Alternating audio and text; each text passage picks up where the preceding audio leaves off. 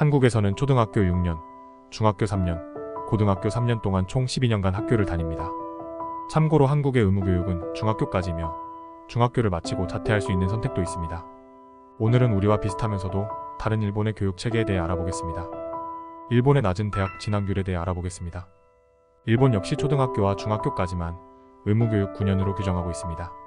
한국과 일본 모두 고등학교는 의무교육이 아니지만 대부분 고등학교에 진학합니다. 일본에서는 고등전문학교로 진학하는 비율도 적지 않습니다. 고등전문학교는 기계, 전기, 정보, 화학, 건축, 토목, 항공, 공업, 디자인 등 전문 직업에 필요한 능력을 배우는 곳입니다. 일본은 한국과 달리 대학에 꼭 가지 않아도 된다는 분위기가 있습니다. 한국의 대학 진학률은 69.6% 2023년로 OECD 중 1위입니다. 반면 일본의 대학 진학률은 56.6% 2022년으로 차이가 납니다. 일본에서는 취업을 위해 굳이 대학을 나오지 않아도 된다는 인식이며 대입에 목을 매지 않으니 사교육에 쏟는 돈의 비율도 적다는 점을 알 수 있습니다. 비슷한 공립과 사립 비율 및 교육과정을 살펴보겠습니다. 일본에도 공립학교와 사립학교가 존재하며 약 30%가 사립학교입니다. 공립학교에 비해 사립학교는 약 2.5배의 높은 등록금을 낸다고 합니다. 한국은 초등학교 1.2%, 중학교 20%, 고등학교 40%, 대학교 85%가 사립학교입니다.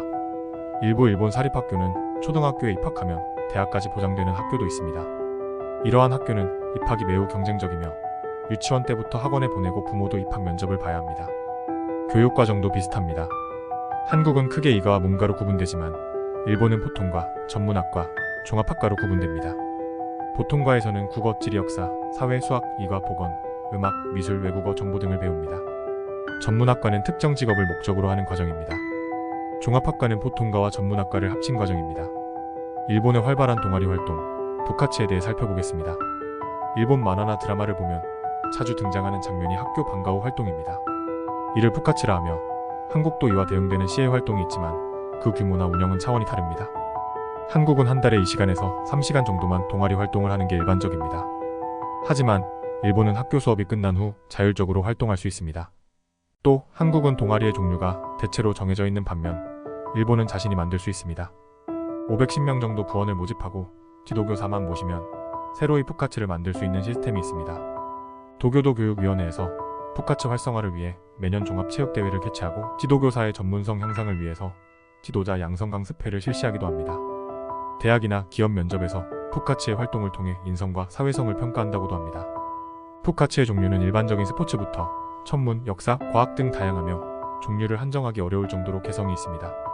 일본의 전통장기 쇼기 동아리가 있는 것은 매우 당연하며 일본 오사카 고등학교에는 김치 동아리도 존재합니다. 이번 포스팅을 하면서 옛날 학창시절이 생각이 났습니다. 수능이라는 목적지를 향해 달려가던 것이 대부분의 기억이라 사실 동아리에 푹 빠지기 어려웠습니다. 마음의 여유가 없던 게 현실이었습니다. 부카츠가 활성화되어 있는 환경이라 일본의 학생들이 부럽기도 합니다.